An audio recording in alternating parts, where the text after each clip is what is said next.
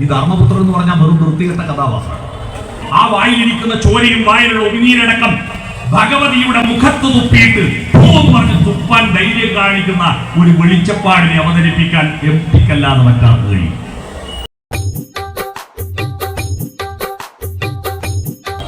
മരിച്ചുപോയവരെ ഓർക്കുന്നത് എന്തിനാണ്? പോയിപ്പോയ കാലത്തിന്റെ അറിവുകളിലും നിന്നും ഓർമ്മകളിൽ നിന്നും ഊർജം ശേഖരിച്ച് വർത്തമാന കാലഘട്ടത്തിന്റെ യാഥാർത്ഥ്യങ്ങളുമായിട്ട് ഒരച്ച് കത്തിച്ച് അതിന്റെ വെളിച്ചത്തിൽ ഭാവി കാലത്തെ രൂപപ്പെടുത്തുന്നവനെയാണ് മനുഷ്യനെന്ന് പറയുക. ഒന്നുകൂടി ഓർക്കുക, പോയിപ്പോയ കാലത്തിന്റെ ഓർമ്മകളിൽ നിന്നും അറിവുകളിൽ നിന്നും ഊർജം ശേഖരിച്ച് വർത്തമാന കാലഘട്ടത്തിന്റെ യാഥാർത്ഥ്യങ്ങളുമായിട്ട് അതിനെ ഒരച്ച് കത്തിച്ച് അതിന്റെ വെളിച്ചത്തിൽ ഭാവി കാലത്തെ രൂപപ്പെടുത്തുന്നവനെ മനുഷ്യനെന്ന് പറയാം. നമുക്ക് കടന്നു വന്ന വഴികൾ അറിയണം. അതുകൊണ്ടാണ് മരണപ്പെട്ടവരെ ഓർക്കുന്നത്.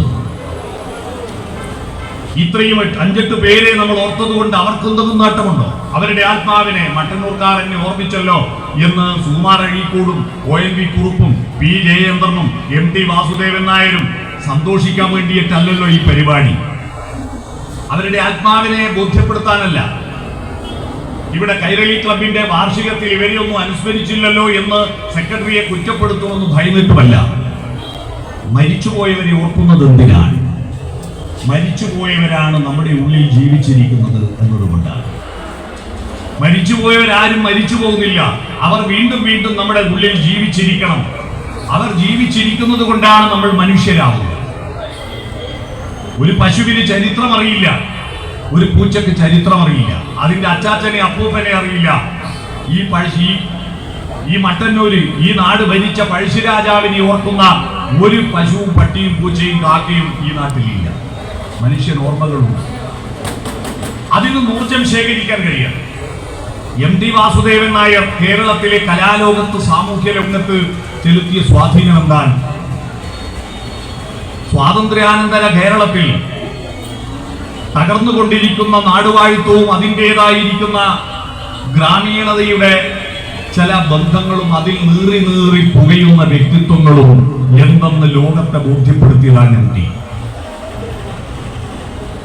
എല്ലാവർക്കും അറിയുന്ന പുറം തെരുവിൽ ഇറങ്ങുന്ന, റോഡിൽ പോകുന്ന, സ്കൂളിൽ പോകുന്ന, ജാഥയിൽ പോകുന്ന മനുഷ്യരൊന്നുമല്ല ഈ ജീവിതത്തിന്റെ അർത്ഥം രൂപപ്പെടുത്തുന്നത്. ജീവിതത്തിന്റെ അർത്ഥം രൂപപ്പെടുത്തുന്നത് ആരോരും അറിയാതെ ഹൃദയത്തിനും മനസ്സിനകത്ത് ഒരുപാട് സന്ത്രാസങ്ങൾ ഏറ്റുവാങ്ങിക്കൊണ്ട് നടക്കുന്ന ഒരുപാട് മനുഷ്യരുണ്ട്. ആ മനുഷ്യനെ കാണാൻ കഴിയുമ്പോഴാണ് കവികളും സാഹിത്യകാരന്മാരും കാലത്തിന്റെ കണ്ണാടിയായി മാറുന്നത്. കാലത്തിന്റെ കണ്ണാടി അത്തരത്തിൽ MT 20-ാം നൂറ്റാണ്ടിന്റെ മധ്യദശകത്തിൽ കേരളീയ സമൂഹത്തിൽ ഫ്യൂഡലിസം ചീഞ്ഞുകൊണ്ടിരിക്കുകയും എന്നാൽ ആധുനികതയുടെ അനുരണനങ്ങൾ വന്ന് അതിന്റെ ഗുണഭോക്താക്കളാവാതിരിക്കുകയും ചെയ്തിരുന്ന കാലഘട്ടത്തിൽ നാലുകെട്ടുകൾക്കുള്ളിൽ നീറിയമരുന്ന ജീവിതങ്ങളെ, അതിന്റെ പ്രയാസങ്ങളെ, വേദനകളെ അവതരിപ്പിച്ചുകൊണ്ടാണ് MT തന്റെ നോവലുകൾ, കഥകൾ എഴുതിയത്. ഒട്ടനേകം കഥകൾ അദ്ദേഹം എഴുതി. ആ കഥകളിൽ മാസ്റ്റർ പീസായി നമ്മൾ അറിയപ്പെടുന്നത് പുരാണ കൃതികളെ അതിലെ കഥാപാത്രങ്ങളുടെ മനഃശാസ്ത്ര തലങ്ങൾ എടുത്ത് വ്യാഖ്യാനിച്ചുകൊണ്ട് പുതിയ രീതിയിൽ അവതരിപ്പിച്ചുകൊണ്ട് അദ്ദേഹം എഴുതിയ രണ്ടാമൂഴം എന്ന നോവലാണ്. നമ്മളെപ്പോഴും ഒന്നാമൂഴക്കാരെ മാത്രമേ പരിഗണിക്കാറുള്ളൂ. എല്ലാ സിനിമകളും ഒന്നാമൂഴക്കാരനായ നായകനെ ഇമ്പോർട്ടൻസ് കൊടുക്കും. എല്ലാവരും വിഡ്ഢിയെന്നും മൃഗോദരനെന്നും വയറനെന്നും വിളിച്ചാക്ഷേപിക്കുന്ന, സ്ത്രീലമ്പടനെന്ന് വിളിച്ച് തള്ളിക്കളയുന്ന ഭീമനെന്നൊരു പറയുന്നൊരു കഥാപാത്രം. ആ കഥാപാത്രം പാഞ്ചാലിയെ ഭാര്യയാക്കുന്നതിൽ രണ്ടാമത്തെ കൂടക്കാരനെയാണ്. അർജുനാണ് പാഞ്ചാലിയെ വേട്ടതെങ്കിലും വീട്ടിലെത്തിയപ്പോ അമ്മേ ഇന്നെന്താണ് ഭിക്ഷയായി കൊണ്ടുവന്നിരിക്കുന്നതെന്ന് നോക്കൂ എന്ന് പറഞ്ഞപ്പോ ആരാണെന്നറിയാതെ കുന്തി പറഞ്ഞു, എന്തായാലും 5 പേരും പങ്കിട്ടെടുത്തോ. കുന്തി അറിയാതെ പറഞ്ഞ ഒരു വാക്കിനെ ഉപയോഗിച്ച് അതിനെ ദുരുപയോഗം ചെയ്തിട്ട് ധർമ്മപുത്രർ പറഞ്ഞു 5 ആക്കും വേണം. ഈ ധർമ്മപുത്രർ എന്ന് പറഞ്ഞാൽ വെറും വൃത്തികെട്ട കഥാപാത്രമാണ്. ധർമ്മം ഭയങ്കരാണെന്ന് പറഞ്ഞു നടക്കുമെങ്കിലും സ്വന്തം ഭാര്യയെ പണയം വെച്ച് ചീട്ട് കളിച്ച വിദ്വാനാണ് ഈ ധർമ്മപുത്രൻ. സ്വന്തം ഭാര്യയെ പണയം വെച്ച് ചീട്ട് കളിച്ച വിദ്വാനാണ്. സ്വന്തം ഭാര്യയുടെ വസ്ത്രം സഭയ്ക്കുള്ളിൽ വെച്ച് നാട്ടുകാർ പല ആളുകളും അയച്ചു മാറ്റുമ്പോൾ ഒരു പ്രതികരണമില്ലാതെ തലയിൽ മുമ്പിട്ട് നിന്ന വേറൊരു കോന്തനാണ് ഈ ധർമ്മം. അതുകൊണ്ട് അയാളെ പ്രോത്സാഹിപ്പിക്കേണ്ടതില്ല.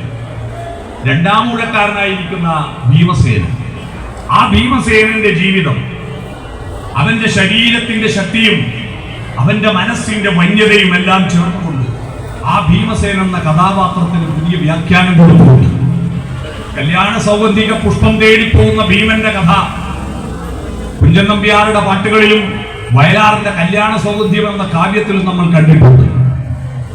ആ ഭീമസേനനെ ഒരു വലിയ അദ്ദേഹത്തിന്റെ മനഃശാസ്ത്ര തത്വങ്ങളെ അദ്ദേഹത്തിന്റെ വീക്ഷണത്തിൽ എടുത്തുകൊണ്ടുവന്ന് മഹാഭാരത കഥയെ പുനർഗായനം നടത്തുന്ന ഒരു പ്രക്രിയയാണ് രണ്ടാം ഊഴത്തിൽ അവതരിപ്പിച്ചത്. സിബി ബാലകൃഷ്ണന്റെ ഇനി ഞാൻ ഉറങ്ങട്ടെ എന്നതുപോലെ, യയാതി എന്ന നോവല് പോലെ ഇന്ത്യൻ സാഹിത്യത്തിൽ നിയോ ക്ലാസിക് സാഹിത്യത്തിന് മികച്ചൊരു സംഭാവനയാണ് എം ടിയുടെ രണ്ടാം ഊഴം. രണ്ടാമത് എം ടിയുടെ എടുത്തു പറയേണ്ടത് ഒന്ന് മഞ്ഞ് എന്ന നോവലാണ്. ആ മഞ്ഞ് എന്ന നോവലിൽ എം ടി പ്രവചനപരമായി അന്ന് പറഞ്ഞിരുന്ന ഒരു കാര്യം ഇന്നത്തെ പത്രത്തിലുണ്ട്. അറിയണം, ഇന്നത്തെ പത്രത്തിൽ ഫ്രണ്ട് പേജിൽ, ഇന്നത്തെ പത്രങ്ങളുടെ ഒരു പ്രത്യേകത, ഒരു 100 കൊല്ലം കഴിഞ്ഞാൽ ഇറങ്ങുന്ന പത്രം എങ്ങനെയായിരിക്കും എന്നുള്ളതിന്റെ മോഡലാണ്. ഭൂമിയും ചൊവ്വയും തമ്മിലുള്ള ഫുട്ബോൾ മത്സരത്തിന്റെ റിസൾട്ടാണ്. റോബോട്ട് മന്ത്രിയുടെ വാർത്തയാണ്. ഇന്നെല്ലാ പത്രങ്ങളിലും ഒരു പ്രത്യേകതരം വാർത്തയാണ്, നിങ്ങൾ ശ്രദ്ധിച്ചോ. ഡിജിറ്റൽ കറൻസി സാധാരണ കറൻസി എടുത്തുകളഞ്ഞ് ഡിജിറ്റൽ കറൻസി മാത്രമാകുന്ന വാർത്തയാണ്. ആ കൂട്ടത്തിൽ ഒരു വാർത്ത, ശുഭോദർക്കമായ ഒരു വാർത്ത ഞാൻ കണ്ടു. ഐക്യരാഷ്ട്രസഭയുടെ നേതൃത്വത്തിൽ അതിർത്തികളില്ലാതെ, ബോർഡർ സെക്യൂരിറ്റി ഫോഴ്സിന്റെ കാവലില്ലാതെ എല്ലാ അതിർത്തികളും തുറന്നു കൊടുക്കാൻ തീരുമാനമായതിന്റെ ഒരു നല്ല വാർത്തയും. ആ വാർത്തക്ക് പ്രേരകമായത് എം ടിയുടെ മഞ്ഞ് എന്ന നോവലിൽ വിമല എന്ന കഥാപാത്രം പറയുന്ന ഒരു സംഭാഷണം. ആ സംഭാഷണത്തിന്റെ ആഴം ഞാൻ പലയിടങ്ങളിലും പറഞ്ഞിട്ടുണ്ട്. പക്ഷെ ഇന്നത്തെ പത്രത്തിലെ വാർത്തയിലൂടെയാണ് അതിന്റെ ആഴം മനസ്സിലായത്. വിമല പറയുന്നത്, സ്നേഹത്തോടുകൂടി ഒരിക്കൽ പോലും ചിന്തിച്ചിട്ടില്ലാത്ത രാജ്യത്തിന്റെ അതിർത്തികൾ, സ്നേഹത്തോടുകൂടി ഒരിക്കലും ചിന്തിച്ചിട്ടില്ലാത്ത രാജ്യത്തിന്റെ അതിർത്തികൾ. ഈ രാജ്യത്തിന്റെ അതിർത്തികളുടെ പേരിൽ ഈ ലോകത്ത് മനുഷ്യർ കൊന്നതും കൊല്ലപ്പെട്ടതും എത്രയാണെന്നറിയോ? 1.5 കോടി ആളുകൾ ഈ അതിർത്തിക്ക് വേണ്ടി മാത്രം മരിച്ചിട്ടുണ്ട്. യുദ്ധങ്ങളിലൂടെ അതിർത്തിക്ക് വേണ്ടി മരിച്ചിട്ടുണ്ട്. ആരാണ് ഈ അതിർത്തി നിശ്ചയിച്ചത്? പടച്ചോനാണോ? ദൈവമാണോ? കർത്താവാണോ? മനുഷ്യരുണ്ടാക്കിയ അതിർത്തി. ഒരു സങ്കല്പത്തിൽ ഒരു അതിർത്തി ഉണ്ടാക്കുക, എന്നിട്ട് അതിർത്തിയുടെ പേരിൽ തർക്കിച്ചിട്ട് യുദ്ധം ചെയ്യുക. എന്തൊരു വിഡ്ഢിത്തമാണ്! ആ യുദ്ധത്തിനെതിരായ വളരെ മനോഹരമായൊരു ദർശനമാണ് വിമലയുടെ ആ സംഭാഷണത്തിലുള്ളത്. അത്തരത്തിൽ മഞ്ഞെന്ന് പറയുന്നത് ഒരു മനഃശാസ്ത്രപരമായ മനോഹരമായ എം ടിയുടെ ഏറ്റവും സുന്ദരമായ സൃഷ്ടിയാണ് മഞ്ഞെന്നുള്ളത്. എല്ലാ നോവലുകളെ പറ്റി ഇവിടെ പറയാൻ നേരമില്ല. അത്തരത്തിൽ എം ടി നോവൽ സാഹിത്യ രംഗത്ത്, കഥാരംഗത്ത് പ്രശോഭിച്ചെങ്കിലും മലയാളിയുടെ ഹൃദയത്തിൽ ഇടം പിടിച്ചത് അദ്ദേഹത്തിന്റെ സിനിമകളും അദ്ദേഹത്തിന്റെ തിരക്കഥകളുമായി. കൗമാരപ്രായത്തിലുള്ള ഒരു പെൺകുട്ടിയുടെ പ്രയാസങ്ങൾ ഇന്ന് നമ്മളെ കേരളം അഭിമുഖീകരിക്കുന്ന ഒരു വിഷയമാണ്. കൗമാരപ്രായത്തിലുള്ള പെൺകുട്ടിയുടെ പ്രശ്നങ്ങൾ, ആൺകുട്ടിയുടെയും പെൺകുട്ടിയുടെയും പ്രശ്നങ്ങൾ. ആ പ്രശ്നങ്ങൾ 10, 25, 30 കൊല്ലം മുമ്പ് എന്ന് സ്വന്തം ജാനകിക്കുട്ടിക്ക് എന്ന ഒറ്റ സിനിമയിലൂടെ എം ടി അത് വളരെ മനോഹരമായി അവതരിപ്പിച്ചു. ആ സിനിമയിലെ ജാനകിക്കുട്ടി എന്ന കഥാപാത്രത്തെ അഭിമുഖീകരിക്കുന്ന മനഃശാസ്ത്ര വിഷയമാണ്. കൈതപ്രം ദാമോദരൻ നമ്പൂതിരി അതിലെഴുതിയൊരു പാട്ടുണ്ട്. ചെമ്പകപ്പൂ മുട്ടിനുള്ളിൽ വസന്തം വന്നു, കരളിലെ ഇളം കൊമ്പിൽ ചന്ദനക്കിളി അടക്കം ചൊല്ലി. കരളിൽ ഇളം കൊമ്പിൽ അടക്കം ചൊല്ലുന്ന ചന്ദനക്കിളികളെ പറ്റിയിട്ടുള്ള കൗമാരപ്രായക്കാരുടെ സ്വപ്നങ്ങളെ പറ്റിയിട്ടാണ് ആ സിനിമ പ്രതിപാദിക്കുന്നത്. മറ്റൊരു മാസ്റ്റർ പീസ് എം ടിയുടേത് വടക്കൻ പാട്ടുകളെ നമ്മളെല്ലാം ഇതുവരെ മച്ചുനൻ ചന്തു, ചതിയൻ ചന്തു എന്ന് പറഞ്ഞിട്ട് ചതിയൻ അല്ലാതെയുമാകാം. നമ്മുടെ ചില കേസുകൾ കാണുന്നില്ല. ചില കേസുകൾ മാധ്യമങ്ങൾ വിചാരണ നടത്തി ശിക്ഷിച്ചു കഴിഞ്ഞാലാണ് പിന്നെയാണ് മനസ്സിലാവുന്നത് യഥാർത്ഥത്തിൽ അതായിരുന്നില്ല സത്യം, മറ്റൊന്നായിരുന്നു. അതുപോലെ അങ്ങനെ ആയിക്കൂടെ? ചന്തു ചതിയനായിരുന്നില്ലെങ്കിൽ എങ്ങനെയായിരിക്കും? എന്നതിനെ പറ്റിയിട്ട് ഒരു വ്യാഖ്യാനമാണ് വടക്കൻ വീരഗാഥ എന്ന മനോഹരമായ അതിലെ സംഭാഷണങ്ങളുടെ ചാരുതയും അതിന്റെ കൃത്യമായ അതിന്റെ കൃത്യമായ അളന്ന് കുറിച്ച വാക്കുകളും എത്ര സുന്ദരമാണ്. മലയാള സിനിമയിൽ അത്ഭുതങ്ങൾ സൃഷ്ടിച്ചതാണ് വടക്കൻ വീരഗാഥ. അതുപോലെ ദൈവവിശ്വാസത്തിന്റെ പേരിൽ, ആചാരങ്ങളുടെ അനുഷ്ഠാനങ്ങളുടെ പേരിൽ പീഡനമേൽക്കുന്ന ഒരു പൂജാരിയുടെ സങ്കടം ഒരു സിനിമയാക്കാൻ, അതിന് തിരക്കഥയാക്കാൻ, നിർമാല്യം എന്ന സിനിമയെ എഴുതാൻ ഇന്നത്തെ കാലത്ത് ഏതെങ്കിലും സാഹിത്യകാരന്മാർക്ക് ധൈര്യമുണ്ടാവും? ഈ ജീവിതം ഈ ദൈവത്തിനു വേണ്ടി വെളിച്ചപ്പാടായിട്ട് എല്ലാ ദിവസവും തുള്ളി ഉറഞ്ഞിട്ട് നാട്ടുകാരുടെ സങ്കടങ്ങൾ കെട്ടും അവർക്ക് ആശ്വാസം നൽകിയുന്ന വെളിച്ചപ്പാടിന്റെ ജീവിതം ദാരിദ്ര്യത്തിന്റെ ചളിക്കുണ്ടിൽ ആണ്ട് കിടക്കുമ്പോ അവസാനം തന്റെ നെറ്റിയിലേക്ക് വാളുകൊണ്ട് ആഞ്ഞു വെട്ടിയിട്ട് ആ ചോര ഒഴുകിയിട്ട് വായിലേക്ക് വരുമ്പോ ആ വായിലിരിക്കുന്ന ചോരയും വായിലുള്ള ഉമിനീരടക്കം ഭഗവതിയുടെ മുഖത്ത് തുപ്പിയിട്ട് പറഞ്ഞ് തുപ്പാൻ ധൈര്യം കാണിക്കുന്ന ഒരു വെളിച്ചപ്പാടിനെ അവതരിപ്പിക്കാൻ എംപിക്കല്ലാതെ മറ്റാർക്ക് കഴിയും. അത്തരത്തിൽ ഒരുപാട് സിനിമകളുണ്ട് അദ്ദേഹം ഇവിടെ അവതരിപ്പിച്ചു. ഒരുപാട് പത്രങ്ങളുടെ പത്രാധിപരായിട്ട് അദ്ദേഹം പ്രവർത്തിച്ചു. കേരള സാഹിത്യ രംഗത്ത് ഒരുപാട് നല്ല നല്ല ചലനങ്ങൾ സൃഷ്ടിക്കാൻ എനിക്ക് പരിശ്രമിച്ചു. അത്തരത്തിലുള്ള ഏറനാടൻ ഗ്രാമങ്ങളുടെ ഗ്രാമീണതയുടെ വശ്യത ലോകത്തിന്റെ മുന്നിൽ അവതരിപ്പിച്ചത് എംടിആർ. ഹെമിംഗ്വേ എന്ന് പറയുന്ന വിശ്വസാഹിത്യകാരൻ, ആ വിശ്വസാഹിത്യകാരനെ ആ സാഹിത്യകാരനിലേക്ക് എന്നിലേക്ക് അടുപ്പിച്ചത് എംടിആർ. ഹെമിംഗ്വേ ഒരാമുഖം എന്നൊരു പുസ്തകം എംടി എഴുതി. ആ പുസ്തകം വായിച്ചപ്പോഴാണ് ഹെമിംഗ്വേയുടെ കഥകളിലേക്ക് ആഴ്ന്നിറങ്ങാൻ എന്നെ പ്രേരിപ്പിച്ചത്. ആ പുസ്തകം എംടി എഴുതിയില്ലായിരുന്നെങ്കിൽ എന്റെ ജീവിതത്തിൽ അതൊരു വലിയ നഷ്ടമാകുമായിരുന്നു. ഇഴവനും കടലും വായിച്ചിട്ടില്ലെങ്കിൽ ജീവിതത്തിൽ അതൊരു വൻ നഷ്ടമാകുമായിരുന്നു. അതാണ് എംടി. വിശ്വസാഹിത്യത്തിലെ നല്ല നല്ല നോവലുകളെ, നല്ല കഥകളെ, നല്ല സാഹിത്യകാരന്മാരെ മലയാളിക്ക് വ്യാഖ്യാനത്തോടുകൂടി പരിചയപ്പെടുത്തുന്നതിലും എംടി നല്ല പങ്കുവഹിച്ചു. അത്തരത്തിലുള്ള ആ മനുഷ്യൻ ഡിസംബർ 25-ാം തീയതി ഒരു ക്രിസ്മസ് ദിവസം നമ്മളിൽ നിന്ന് വിട്ടിരുന്നു. അദ്ദേഹത്തിന്റെ ഓർമ്മകൾക്ക് മുന്നിൽ ആദരാഞ്ജലികൾ അർപ്പിക്കുക. മറ്റൊന്ന്, ഇന്ന് മരണപ്പെട്ട സുകുമാർ അഴീക്കോട്.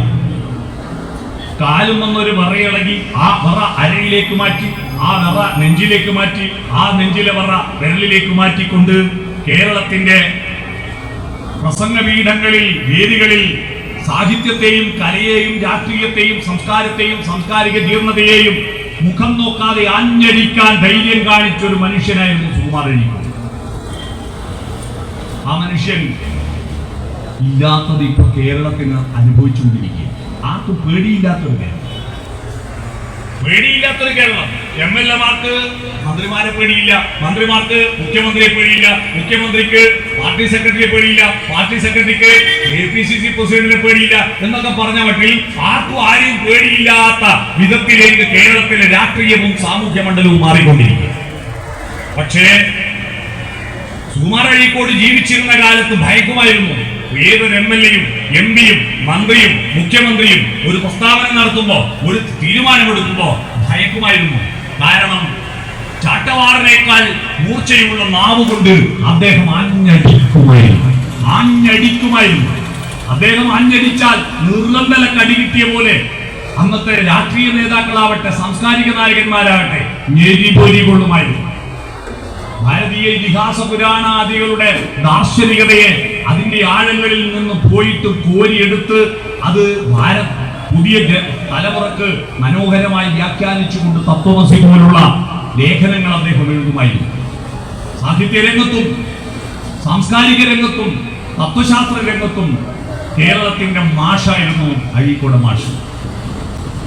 ശ്രീനാരായണ ഗുരുവിന്റെ നവോത്ഥാന മൂല്യങ്ങളും വാഗ്ഭടാനന്ദ ഗുരുദേവന്റെ ദർശനങ്ങളും ഒരു ഫിലോസഫി എന്ന രീതിയിൽ കേരളത്തിലെ ജനങ്ങളിൽ അദ്വിതീയമായ വാക്കുകളിലൂടെ അവതരിപ്പിക്കാൻ കഴിഞ്ഞ ഒരു മഹാപർവ്വതം തന്നെയായിരുന്നു വാഗ്മി എന്ന വാക്കിന്റെ അർത്ഥം എന്താണ്? വാഗ്മി എന്ന് പറയുന്ന വാക്കിന്റെ അർത്ഥം വചോ യുക്തിപടു എന്നാണ്. വാഗ്മി എന്ന് പറയുന്നത് വചോ യുക്തിപടു, യുക്തിപൂർവം വാക്കുകൾ പറയുവാൻ സമർത്ഥനായിരിക്കുന്നവരെയാണ് വാഗ്മി എന്ന് പറയുക. പലരും വാഗ്മിയും കുമാർ അഴീക്കോട് തന്നെ പറഞ്ഞിട്ടുണ്ട്, വാചാലമായിട്ട് പ്രസംഗിക്കുന്നത് വിഡ്ഢിത്തമാണ്. പ്രസംഗം വാക്കുകൾക്ക് അതിസാരവും ചിന്തയ്ക്ക് മലബന്ധവും ബാധിച്ചതാണ് വാചാലമായ പ്രസംഗം. വാക്കുകൾക്ക് അതിസാരം, വർത്താനത്തിന് ഒരു കുഴപ്പമില്ല, അത് ഇളകി പോവുക. ചിന്തക്ക് മലബന്ധവും വാക്കുകൾക്ക് അതിസാരവും. ചിന്തക്ക് മലബന്ധ, ചിന്ത പുറത്തു വരുന്നില്ല, വാക്കുകൾ ഇങ്ങനെ പോകും. അതിനെക്കുറിച്ച് കുമാർ അഴീക്കോട് തന്നെ പറഞ്ഞിട്ടുണ്ട്. ഒരു പ്രസംഗം അധികം പറയുന്നതല്ലെന്നും ചുരുക്കി പറയുന്നതാണെന്നും അദ്ദേഹം എഴുതിയൊരു ലേഖനത്തിൽ പറയുന്നു. വിൻസ്റ്റൺ ചർച്ചിലിനെ പ്രസംഗത്തിന് ക്ഷണിക്കാൻ കുറച്ച് ആളുകൾ വന്നു. ആളുകൾ വന്നപ്പോൾ എത്ര സമയം സംസാരിക്കണമെന്ന് ചോദിച്ചപ്പോൾ 10 മിനിറ്റാണ് സംസാരിക്കുന്നത്. 2 ആഴ്ച കഴിഞ്ഞ് വരൂ, 2 ആഴ്ച കഴിഞ്ഞ് വരൂ, ഞാൻ 10 മിനിറ്റ് സംസാരിക്കാൻ തയ്യാറെടുക്കാൻ. അല്ല, അരമണിക്കൂർ നിങ്ങൾ സംസാരിച്ചോ? അപ്പൊ പറഞ്ഞു 10 ദിവസം കഴിഞ്ഞു, ഒരാഴ്ച കഴിഞ്ഞ് വരും, ഞാൻ സംസാരിക്കാം. അല്ല, 1 മണിക്കൂറാണെങ്കിലോ 2 ദിവസം കഴിഞ്ഞിട്ട് വന്നു, ഞാൻ പ്രസംഗിക്കാൻ തയ്യാറാണ്. എന്നാ നിങ്ങൾ ഇഷ്ടം പോലെ പ്രസംഗിച്ചോ എന്ന് പറഞ്ഞു. എന്നാ ഞാനിപ്പോ തന്നെ വരാം. കൂടുതൽ പറയാനല്ല, കുറച്ചു പറയാനാണ് തയ്യാറെടുക്കേണ്ടതെന്ന് കേരളത്തിലെ എല്ലാ പ്രസംഗകരോടും ഉള്ള ഒരു ആഹ്വാനമായിരുന്നു അദ്ദേഹം നടത്തിയത്. അത്തരത്തിൽ ജനഹൃദയങ്ങളിൽ ആണ്ടിറങ്ങുന്ന ഗംഭീരമായ സദസ്സിന്റെ പ്രത്യേകതകൾക്കനുസരിച്ച് ഗംഭീരമായ ശബ്ദത്തിൽ ഈ ലോകത്തോട് സംവദിച്ച മനുഷ്യനായിരുന്നു കുമാർ അഴീക്കോട്. അദ്ദേഹം മരണപ്പെട്ടിട്ട് 13 വർഷം തികയുന്ന ഈ ദിവസം അദ്ദേഹത്തിന്റെ ഓർമ്മകൾക്ക് മുന്നിൽ തലകുനിക്കാൻ ഞാൻ ഈ അവസരം ഉപയോഗിക്കുന്നു.